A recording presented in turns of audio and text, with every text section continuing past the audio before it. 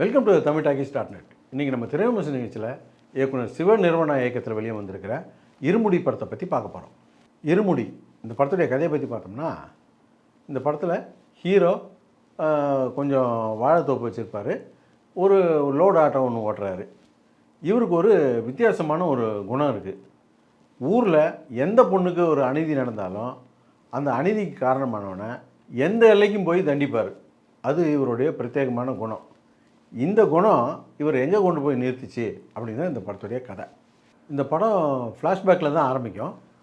ஆரம்பித்து கொஞ்ச நேரத்திலலாம் பார்த்தீங்கன்னா, ஊருக்கு வெளியே நைட்டில் ஒருத்தன் உக்காந்துருப்பான் திட்டு மேலே. அந்த வழியாக போகிற வண்டியெல்லாம் கூப்பிட்டு, ஹீரோவுடைய பொண்ணுக்கு உடம்பு சரியில்லை, அதனால் நீங்கள் அந்த பக்கமாக போகும்போது ஆரன் அடிக்காமல் மெதுவாக போங்க அப்படின்னு சொல்லி அனுப்புவான். அந்த வழியாக வந்த ஒரு லாரிக்காரன், அவன் யார் அப்பேற்பட்ட ஆள், நான் ஆரன் அடிப்பேன்னு சொல்லிட்டு ஆரன் அடிச்சுக்கிட்டு தாறுமாறாக வண்டியை ஓட்டிகிட்டு போவான். ஹீரோ இழுத்து போட்டு அடிப்பார். இதனோட ஒரு கேணத்தனமான சீனாக எடுத்து வச்சுருக்குறாங்க அப்படின்னு நம்ம படம் பார்த்தா, இந்த கதை ஒரு சுற்றி லைவுக்கு வரும் இல்லையா, அந்த ரிவைல் ஆகிற சீனில். அங்கே பார்த்தோம்னா இது எவ்வளோ முக்கியமான சீனு, இது எவ்வளோ எமோஷ்னலான சீன்னு நமக்கு புரியும். அதுதான் இந்த படத்துடைய வெற்றிக்கு காரணம். கதையில் தொடர்ச்சியாக வெவ்வேறு பெண்களுக்கு வெவ்வேறு ஆம்பளைங்களால் தொந்தரவு வந்துக்கிட்டு இருக்கோம். அதெல்லாம் ஹீரோ தட்டி கேட்டுக்கிட்டு இருப்பார். ஹீரோ அவருடைய ஒரு பொண்ணுக்கு சொல்லி கொடுத்துருப்பாரு, நீ வீட்டை விட்டு வெளியே போனதுலேருந்து ஸ்கூலுக்கு போயிட்டு திரும்பி வீட்டுக்கு வர வரைக்கும் என்னெல்லாம் நடந்துச்சுன்றதை அப்பாக்கிட்ட சொல்லுவியா அப்படின்னு சொல்லி அனுப்பி விட்டுருப்பாரு. அந்த பொண்ணும் கரெக்டாக ஒப்பிச்சிடும். இப்படி சொல்லும்போது தான் அவருக்கு சில விஷயங்களை கேள்விப்பட்டு போய் எல்லா இடத்துலையும் சண்டை போடுவார்.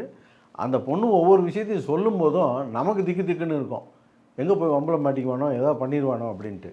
அந்த பொண்ணு சொல்ல முயற்சி பண்ணும்போதெல்லாம் தடுப்பாங்க பார்த்தீங்களா, அந்த சீன்லாம் நமக்கு ஒரு த்ரில்லாகவே இருக்கும். அதெல்லாம் ரொம்ப நல்லா பண்ணியிருந்தாங்க. அது மட்டும் இல்லாமல் நம்ம நிறையா படம் பார்த்துருக்கோம் இல்லையா, இந்த படம் ஓடும்போது அடுத்து இந்த சீன் தான் நடக்கும் அப்படின்னு நம்ம நினைப்போம். கரெக்டாக அந்த சீன் தான் நடக்கும். அதுக்கப்புறம் பார்த்தா அடுத்த சீனையும் கெஸ் பண்ணுவோம்ல, இதுதான் நடக்க போகுதுன்னு. அதுதான் நடக்காது, வேறு ஒன்று நடந்துக்கிட்டு இருக்கோம். அதுதான் இந்த ஸ்க்ரீன் பிளேயில் உள்ள மேஜிக்கு. அது ரொம்ப அற்புதமாக பண்ணியிருப்பாங்க. நம்ம ஒன்று நினைப்போம், அது ஒன்று நடக்கும். அதை ரொம்ப நல்லாவே பண்ணியிருக்காங்க. இந்த படம் ரவி தேஜா படம்ன்றதுனால எப்படி நம்ம பாலையா கார் படம் பார்க்குறதுனா ஒரு மைண்ட் செட்டோடு போய் பார்ப்போம். இவர் ஏறக்குறைய ஒரு ஜூனியர் பாலையா மாதிரி தானே. இப்போ அந்த படத்தையும் நம்ம அப்படி தானே போய் பார்ப்போம். கலர்ஃபுல்லாக செட்டு, ஃபுல்லாக ஆர்டிஃபிஷியலான ஒரு சீன்ஸு, 2-3 ஹீரோயின், டான்ஸ், இப்படி தானே இருக்கும்.